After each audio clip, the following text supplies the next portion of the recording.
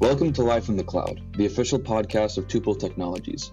Join us each week to hear from experts in cloud migration and IT management as we talk about the latest technologies and trends in cloud and other exciting new developments in tech.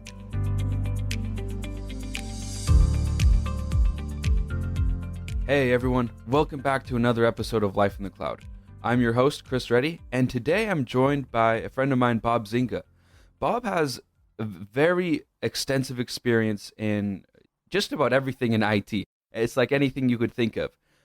Around 20 years or so of experience in a variety of IT roles in private businesses, a lot of experience in the Navy doing information operations and things like that, and a lot of cybersecurity stuff. So I want to hear more about it from Bob. So Bob, thanks for being here. And I'd like to get started by asking you, yeah, absolutely. Where are you from? What's been your path like? How did you get to where you are today? Yeah, thanks so much for inviting me on your podcast, Chris. I do appreciate that. Yeah, I feel like everybody has really their own individual path these days, right? It looks like we are really living in a generation where technology increases so rapidly, so exponentially, that more than ever before, it looks like people are having more and more careers and at a much faster rate. What I mean is, when my grandparents went to school and they started their career back then, you pretty much only worked for one company for your entire career. And then you would retire and get like golden watch. And when my dad went to school, it was kind of like that, but things started changing. Most people there will probably have 3 or 4 careers in their lifetime. But today, I think it's at least 7, 10, 15, 20, especially with these new Gen Zs and millennials. It's like they can stay anywhere long enough to really learn. And it seems like. But anyway, I think part of what's making it go much faster is there is so many opportunities, and the technology is really changing a lot of things so quickly that people really have to keep up with their skills, right? And in order to pretty much remain employed, because artificial intelligence, automation, and so forth is really taking away a lot of those entry-level positions, in my opinion. So people really also now I feel like they really want to do work that matters, right? Not just making money. Looks like, again, Gen Zs don't really, they care about money, but it's not their primary motivation. They really want to do some type of work that feels good, that's great for the environment, or align with something that they personally, passionately care about. Anyway, having said all of this, when I first started my career, I was a pre-med student at the University of Alabama. So I was studying biology and chemistry, and my goal was to then go to medical school, get an MD and probably a PhD as well, and kind of like have a medical practice. But even then, I was like 17 years old. I kind of knew, regardless of what anybody did, I felt like, no, that was like in the mid 90s. I felt like for the 21st century, everybody needs to have at least 3 skill sets in addition to whatever it is they want to do. One, I felt like it was computers, because computers, if you remember on Windows 95, AOL, you've got mail and this kind of thing. It was kind of new, kind of magical, and I could perceive that it would pretty much take over the world, which it did. So I was like, just like, I guess, the century prior with my grandparents, my parents, the big push is you have to be literate. You have to learn how to read, how to write. And I really felt like everybody needed to learn how to do computers because it's going to be the future, period. So that's one thing I felt like was very important. And another one was business, right?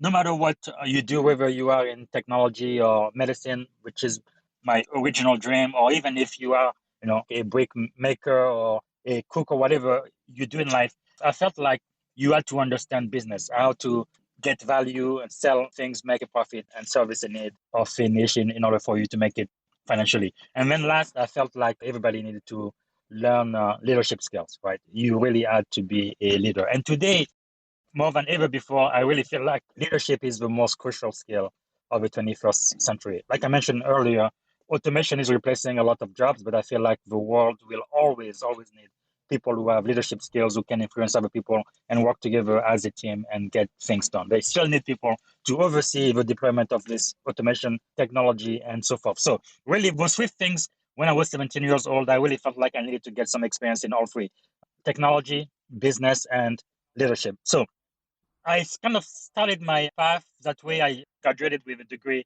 in chemistry and biology because my GPA was very high. I was actually able to skip the master stage and go for a PhD program. And while I was in this PhD program, that's when I got married, and then I had a kid on the way, and I felt the need to have a full-time job that paid more than the $1,000 stipend a month that PhD students get at the University of Alabama as a graduate student. And thankfully for me, I really had a great job to fall into, because prior to that, I was a student assistant library doing computer, which is a pretty crazy things. I already said, part of the reason why I felt like I needed to learn more about computers. But when I got this job, I didn't know anything about computers at all. That was back in 1997. I was very scared of technology, actually. But that was really the one and only job that was available to me at the time. So I took, and I worked very hard.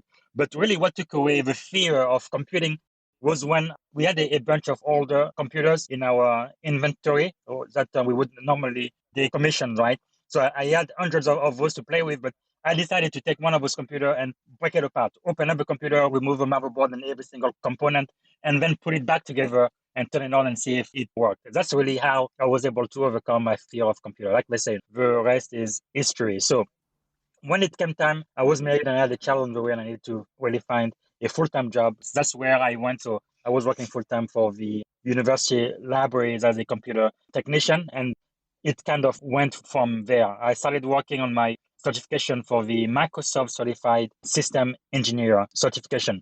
And when I was taking those classes and going through all of the exam, I found out Microsoft had started a brand new track about security. So that really was my first introduction to computer security. I really fell in love, and I felt like, okay, this is what I need to do for the rest of my life. And when I got a chance to work for the first chief information security officer of the University of Alabama, I definitely took that chance. I was already a director of IT, but I wanted to do security full time. So I became a information security system engineer. And like they say, the rest is history. I've been doing security ever since. Interesting. Yeah, that's a unique path. Like you mentioned, everyone, after a while, really everyone has a unique and interesting path. But I like how you started out in pre-med, wanting to be a doctor, and then life happens in a way, Yes. things just change and you end up on a different path, and you make the most of it, you succeed in it. In your case, I like that story, how to really, like, if you're going to be working with computers and you feel you just need to master it, take the whole thing apart, put it back together, and do it until you can get the thing to work. That's a cool story. Yeah, and you've been in IT, or more specifically cybersecurity, ever since then. So, and that's what, about 15 years ago or so now? Yeah, I think, I started doing 20? cybersecurity full time in 2005. So Mm-hmm. it's been about 16 years full time. But prior to that, one thing I really love Yeah. about cybersecurity is it doesn't matter what you do in IT, a component of what you do has to deal with security, because security pretty much transcends and touches every single domain of IT, whether you're a database administrator, an engineer, or developer, doesn't really matter what you do. Networking, IT support, part of your job you will be spending touching cyber security. You just have to. So, but I really wanted to do this full time. And another thing that happened to around that time, 2005, is I joined the Navy Reserve in 2004. And the story about that, it's quite interesting. Like I've said, everybody has their own unique story and their own path. But after 9/11, right, I wasn't a US citizen at the time, but my wife was a US citizen, and I had a baby on the way who would be a US citizen born here. But after 9/11, I wanted to join the military. I wanted to join the fight. So I went to talk to all of the recruiters I could, the Army, the Marines, the Air Force, everyone. And I quickly found out that I didn't want to join the Army or the Marines. I believe those people are crazy. But I felt like the Air Force or the Navy would probably use more of my brain. So that's just inside joke, Navy, Army, Air Force. But anyway, I love everyone, but I really felt like Navy or Air Force would be the one. And also, my father-in-law at the time was a retired tech sergeant, Air Force, PFAB. So I definitely appreciated that a lot. But also, remember when I told you I was 17, I felt like leadership was one of those things I really needed to get better at. And there is nothing better than military leadership. Really, the military is really a leadership organization, in my opinion. They just happen to have a bunch of people with a bunch of weapons to do a lot of damage when needed. But anyway, so I talked to all of the recruiter at the time. I already had my degree, right? In 99, I graduated with a degree in chemistry and biology. And also, I was already a director of IT at the time. So I was pretty sure, yeah, I am going to get in and maybe become an officer, either in the Navy or the Air Force. Well, they found out that I wasn't a US citizen. Then they asked me, okay, do you have a green card? Do you have that permanent residency card for the US? I'm like, no, I don't have that yet. They're like, okay, sorry, but you can join, not for you. And this has happened to me quite a few times throughout my entire life and career, right? Where sometimes I guess they call it catch-22, right? Like when I was a freshman trying to find a job on campus, they're like, no, we can't give you a job unless you already have experience. I'm like, well, I can get experience unless you give me a job. So kind of like in that circle. And then the military clearly said, no, you're not a US citizen, you don't have a green, you cannot join. So no, we are not going to allow you to do that. Go pack sand. I'm like, okay, very, very well. I am going to do just that. However, what I decided was, okay, I'm going to go and get exactly what you say I don't have, and I'll be back, like with Terminator, right? So 3 years later, so that was in 2001. 3 years later, I got my green card, and I went back to the Navy and the Air Force. And again, I wasn't a US citizen yet, so I couldn't be an officer. So the Navy said, well, we can put you in as a enlisted IT, since you do a bunch of IT in the civilian side, and also because of your experience, instead of starting as seaman or below, we can probably start you as a petty officer third class. But then another issue I had was, even though I had the green card, I wasn't a US citizen, therefore I wasn't eligible for security clearance, and I had to have at least a secret clearance. And because of that, they're like, okay, there is no way. So we're gonna put you as a seaman apprentice, which is like an E1. But when you go to boot camp, we're gonna put you as E3, which is a seaman. And then whenever you get your citizenship, then you can take the IT exam and become an IT free. I'm like, okay, that's better than nothing. So I enlisted in 2004. And that was quite an experience. And when I went to boot camp, really, my life completely changed. I was never the same again. But then again, a couple of years later, 2006, I became a US citizen, and I went back to the officer recruiter I had talked to 2 years prior. I'm like, okay, you told me I need to be a US citizen. Here are my citizenship paper. What do I do to become an officer? And it took about a year and a half or so. Then I became an ensign. And just a few months ago, April 2021, I realized my lifetime dream of finally becoming a senior naval officer. So I was promoted to the rank of commander in the US Navy. And my story really couldn't be possible anywhere else but in America. Yeah, that's quite an interesting story. A lot of hoops you had to jump through to serve the country. It shouldn't be that hard. Yes. Yes, indeed. That's just the way it is. But now that I am a senior officer, maybe I can make it a little bit easier for some people in the future. We'll see. Mm-hmm. Yeah, there's That's definitely a interesting. lot of red tape and bureaucracy in the US government just in general. And sometimes maybe a lot of waste too, especially compared to the industry, right?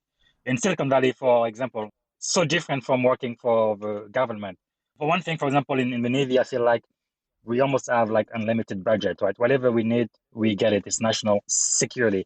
I think if Congress doesn't have the money, they probably just get the Federal Reserve to print it or something. But when you live in the real world, though, like where I am now as the head of cybersecurity for directly a startup in Silicon Valley, I mean, we have to have a return on investment on every expenditure, right? We don't just security for security's sake, right? It has to be aligned to the business objective, and we need to get some real value return. So I feel like the military is doing that more and more. It's changed a lot, right? In the past 17 years, I have been in, when I first joined, it really felt like a fraternity, right? I would say glorified fraternity, but now I think it's running more and more like a business. So there are definitely some changes along the way. Because when I joined the Navy too, they used to talk about the drunk and cursing sailor and so forth, but that's definitely not the case today. It's definitely much more professional, at least in my experience. Mm-hmm. That's interesting. I want to ask you about when we're in the Navy, but I guess, as an officer now, what kind of IT work and cybersecurity work were you doing? I'm sure some of it would be confidential. We can't discuss Mhm. it, but I'd like to hear what kind of issues the Navy and the military has in terms of cybersecurity and how those might compare and contrast to the issues that a business might have with cybersecurity. Yeah, so I think one of the biggest difference I have seen is, at least in the Navy, I think it's the same thing across all of the other branches. Cybersecurity is just critical, right? Now it has become a completely separate domain, just like surface warfare and air warfare. Cyber is its own domain now. So I am an information professional officer. And in 2010 is when we became the Information Dominance Corps. We are now called Information Warfare Officer, which includes not just IP, which the IP, what we do is defend the network, right? So blue forces. And we have creepies as well, cryptologic officer. And those, they usually do cyber offense, right? They attack the enemy. Then we have intel that give us a lot of cyber related intel about the capability of the adversary and things like that. And then we have MITAC as well, right, for the weather. So, and all of us plus the space cadre. So 5 area now kind of form what's called the information warfare community. Now, when I was enlisted, I used to be an IT free right before I became an instant. So as an enlisted IT, you are really, hands on deck. We're really working at the tactical level, implemented all of the policies, procedure, configuration of server system, and those kind of things. So as an IP officer, especially as a JO, you kind of oversee a whole bunch of enlisted. So for an IP officer, ITs would be reporting to me. For example, I will be the communication officer or the information assurance officer, and then I would have IT actually doing the work while I'm kind of work at the operational level. And then as a senior officer now, as a commander, the Navy really is pushing us to work mostly at the strategic level, kind of set the strategy, the doctrine, and then the junior officer, the JO operational, and then the IT technical. Generally speaking, I think that is true across all of the branches. But basically, we do everything a business would in terms of ensuring confidentiality, integrity, and availability. But in my opinion, the Navy and the military takes it much more seriously than business does. Definitely, we put a lot more money, right? The way we spend our money, the budget shows how much of a priority it is. And also, it's pretty much ingrained into the culture of the organization. No matter what you do really today in the Navy, a portion of what you do is kind of related to cyber in many ways. Whereas when I am in the industry, that's not always the case. Sometimes cybersecurity is kind of like its own island there, and you can't really drive a cybersecurity program for an entire organization with just the IT team or the cybersecurity team. It really has to be a all hands on deck type of approach. I think you really have to infiltrate the culture and have the entire culture awareness of cyber security wise, right? Because in cyber, we always says we are only as strong as our weakest link, right? It sometimes only takes one count to get hacked, one system to be breached before the enemy can then move, or the hacker can move laterally into your network and pretty much game over. So I think that urgency and really that prioritization of cybersecurity is one thing I have seen that in the industry we are not quite where the military is, but hopefully, that is trending in the right way. That's an interesting insight you have. You mentioned near the end there about the cultural difference and how you may have to, infiltrate the culture to get everyone on board with these sort of initiatives. Speaking of culture and influencing culture, I want to transition a little bit to talk about leadership. Obviously, in the military, you and I both know, you probably even more because you're an officer, how important leadership is in the military, how well it's taught to military personnel. So I want to ask you, what kind of things did you learn about leadership through your time in the military? That is a great question. I actually wrote an article about that. Strixus, which is a magazine for executive, including cyber or IT exec. And in the article, which I titled "Free Leadership Lessons from a Navy Commander," I talk about number one, leadership being the most critical skill for the 21st century, right? And I also think even within the Navy, leadership is changing quite a bit, right? Because the leadership that worked for us in the 20th century is not going to work in the 21st century for a few reasons. For one thing, the military in general in the 20th century, you can think of World War One, World War Two.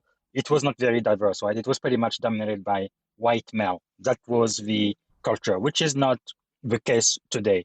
And number two, the other big difference was back then also. So first, it is mostly dominated by white male, but also there wasn't much of a generation difference within the rank. Most people were within 1, 2, at most 3 generation from one another, which is absolutely not the case today. Because in our society now, we have like I talked about the Gen Z, the Millennium, I am Generation X. You could have like 4 to 5 generations working in the same industry, in the same organization today. And then on top of that, you have more and more women now, and you have ethnic minorities. So it's definitely not the same world it used to be. Because of that, I really feel like leadership is the one skill that is going to help us be successful for the remaining of this 21st century.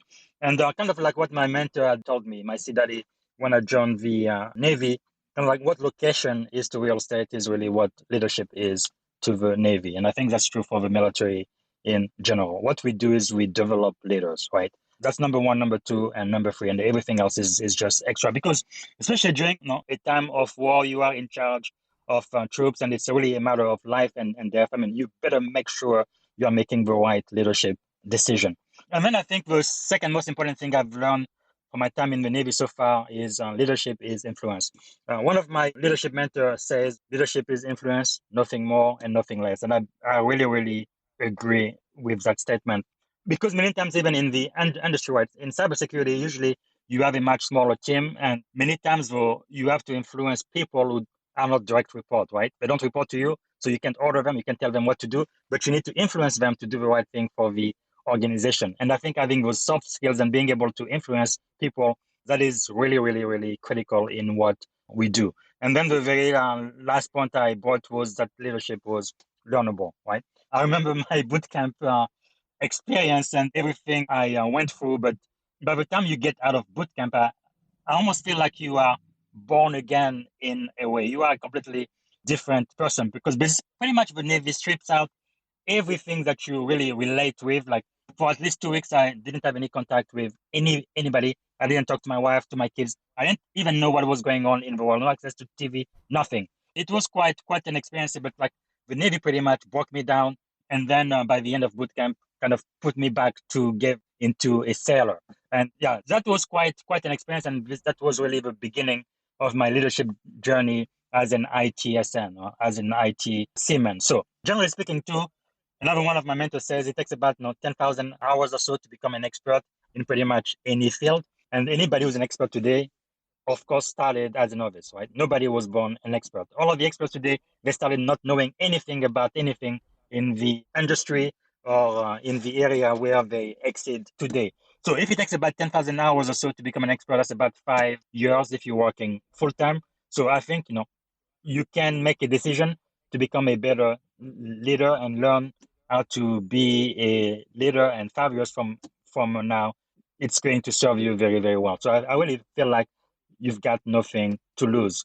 But again, my opinion, no matter what you do, no matter what industry or job, you really need to become a leader, an effective leader in the 21st century to be successful. Definitely. Those are some very wise words, Bob. Very wise words, I would say. I want to hone in on point number 3 that you made about leadership being learnable. How do you teach leadership? How do you make someone a better leader? I guess would be my question. And how would you respond to that? Yeah, so from my experience in the military, they do spend time, with PowerPoint and teaching you about leadership principle and so forth, which is nice. But I don't think that's the way the military, at least the Navy, makes leader. I think we practice leadership, right? It's kind of like sink or swim type of thing. I've experienced, especially as a junior officer, right? The Navy is going to stretch you. For example, when we get orders, they are never more than 2 or 3 years maximum. So they put you somewhere, something you've never done, and they expect you to be successful. And if you are, they give you another set of orders after that. So by the time you become a senior officer, like I'm now a commander, you would have varied experience in many, many different things. You will have a pretty big idea of what the Navy does and kind of like how all of the components come together to really make us, I believe, the most powerful Navy the world has ever seen. So it is really, I think, about doing it, right? They're gonna make you like when I became a division officer, I had about 3, 5 people working for me, and then I became a department head. I had about 10, 15, 12 people working to me. To today, right, I am the executive officer for my unit, and I have about 66 people who report to me now. But by making you responsible for a group of people, no matter how big or small it is, really judging you by the results, right? You have to be effective and you have to achieve the mission, right? We always say in the Navy, mission first and people always. So learning to find a way to motivate people to have, it's not just like driving the bus and having the right people in the bus, but having the right person for each seat of the bus, right? And I think we definitely teach that, but I think what really makes it a leadership organization, in my opinion, is the practice. We really get a lot of time getting those green people enlisted too, not just officer, because even when I was a petty officer third class and IT free, leadership became even more important than it was when I was a seaman. Already my chief in my unit were kind of grooming me to one day become a Navy chief, which is a very, very, very big deal. Actually, when I was in boot camp, by the time boot camp was ended, I made up my mind I was either going to become a senior enlisted, which is a chief or above, E7 or above, or a senior officer. It just happened that the officer route is the one that kind of the opportunities that came my way. But yeah, I believe leadership is practice. You have to practice leadership. Yes, you need to learn about it. You need to study it, but most importantly, you need to put those principles that you study into practice. But even in my personal life, at home, being married, having kids, that's one of the greatest leadership lessons I think anybody can learn. Being able to live peacefully with another human being and influencing them sometimes, right? To learning how to compromise, really, and influencing people within your family to to do things a certain way for the betterment of the entire family unit. So a lot of those leadership principles can be applied in that context too, I have found. Certainly. It's a very good point. Bob, I want to wrap up with a question again about, cyber and the prevalence of cyber attacks, hackings, and so on. How do you think the prevalence of cyber attacks and the increasing prevalence of cyber attacks will change the international landscape or our international world order, and maybe even things like our foreign policy and our national defense strategy? Yeah, cyberspace cannot be ignored, right? Especially recently, we have seen how something that happened in cyberspace can have a direct effect in the physical realm, right? The convergence of the effect of cyber from cyberspace to the physical world. I think for the first time, this really happened at the scale that people noticed was last year, 2020, in the middle of the pandemic in Germany, right? Some hackers had some ransomware in some hospital there in Germany, and they couldn't use their computer. And like I said at the very beginning of this interview, no matter what you do, including being a medical doctor or a nurse or being in the medical field, you have to learn computers because you cannot do your work without it. So pretty much the hospital shut down. They couldn't do anything. Doctor couldn't have access to medical record. They couldn't use any of their equipment that depends on technology. And there was one patient there who was in a critical state that they had to move from that hospital to another hospital where they would be able to use the technology to follow up on the care of this patient. And on the way there, the patient died. So as far as I know, that was the first time that an attack in cyber actually cost the life of a human being in the real world. And then, of course, most recently in the US, I'm sure everybody has heard about the Colonial Pipeline, especially those on the East Coast when the price of a gallon of gas went all the way up to $7 a gallon. Again, something that happens on cyber has a real immediate effect in the real world. And we also know that where we are now, no, this is public knowledge, but our infrastructure is definitely something that a lot of very smart people think about because it's definitely possible for an attacker to pretty much shut down our power or even the water. I think it was in Florida, right? About a couple of months ago, someone tried to poison the water of a city in Florida by remoting into an account of somebody who had actually left the company, but for some reason their account was still active and they had admin privilege, and they started shutting down systems. So it really can be very, very, very scary to what can happen. It's really a matter of national security. And on top of that, one of the biggest issues we have today in the cybersecurity industry, I believe, is there is a huge demand, but not enough qualified people to do the job, right? And in the Navy, in the information professional community, we call ourselves a low density, high demand community. Low density, not enough of us to go around, and high demand because the Navy really needs people with this type of skill set. So I really feel like there needs to be a serious push to really get the next generation, right? The millennial and Gen Z to really get into cyber because we really, really need more qualified people to do the job. And on top of that, I think another priority, at least from my perspective, is we need that cybersecurity workforce to be more diverse, right? We need to see more women and more ethnic minority getting into cyber. This is really a wonderful, wonderful profession. I am really so glad I kind of stumbled into this. And in many ways, right, I feel like it kind of gives me job security. Like I said earlier, with automation and the advancement of the technology, many of the entry-level positions are really being replaced pretty quickly.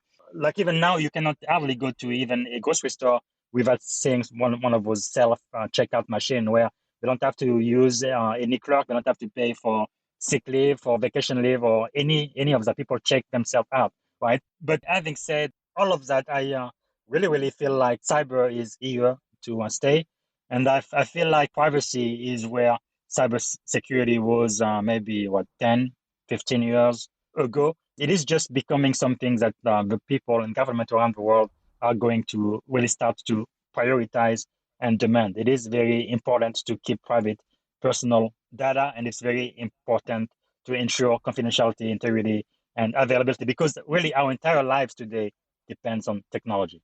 Like even today, there is really almost nothing I can do without my iPhone or people who use Android. Like my entire digital life is in this one device. Just imagine what life would be like if you couldn't get on the internet. I mean, it is so important and so critical that we absolutely, really, at any cost, have to ensure its safety and security. And I believe more and more government realizing this. I think one of the biggest laws that happened toward privacy was GDPR, which was enforced, I think it was May of 2018. And for those who are now in California, we have the CCPA, right, the California Consumer Protection Act. And I feel like we really need to have a national privacy law, and cybersecurity needs to have even a higher priority than it has ever been, just because the alternative could be catastrophic for our nation. It will impact our business, our finances, our way of life. I mean, everything. Yeah, certainly. Very well said. Bob, you're a wealth of information. I feel like we could talk for hours and I would still be learning stuff. But Bob, we're more or less out of time. I do want to ask you if any final thoughts, anything you wish I asked that I didn't ask.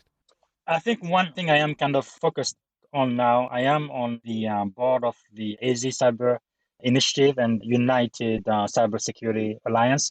And both organizations, they have for mission to really increase the diversity of cybersecurity. We want to have more women, more people of color and represented community into cyber. This is really the industry of the future. Cybersecurity is here to stay. Like even with the COVID-19 pandemic last year, a lot of people were not able to work at all. Right? Restaurants were closed for a while, and then the great majority of the hospitality industry, they were pretty much out of a job. But anyone who's working in cyber or IT, they were still able to work from their home or from wherever in the world they had internet access. So I feel like this is very, very important. We need to have more qualified people. According to IC Square last year, I believe there were about 4 million IT positions, but we only have about 2.3, 2.5 IT specialists worldwide. So there are a lot of positions right now we cannot even fill because we just don't have the workforce. So I would like the American kids today to really get interested in STEM, science, technology, engineering, math, and to really get into IT and cybersecurity. We need you to join the fight because you are really doing something that is important for your country, for the world, but also doing something I believe that is highly personally rewarding, knowing that you are making a difference. And thanks again, Chris, for inviting me on your podcast. Yeah, thank you so much, Bob. That was amazing discussion. I'm very glad to have you. Thank you so much. Thank you. We hope you found some value in this episode of Life in the Cloud. If something we said today resonated with you, please rate, subscribe, and download our podcast, and share this episode on social media with your network. You can continue the conversation with us on LinkedIn by tagging Chris Reddy, at Chris-Reddy. That's at KRIS-REDDY, in a comment or by sending a direct message. We look forward to hearing from you.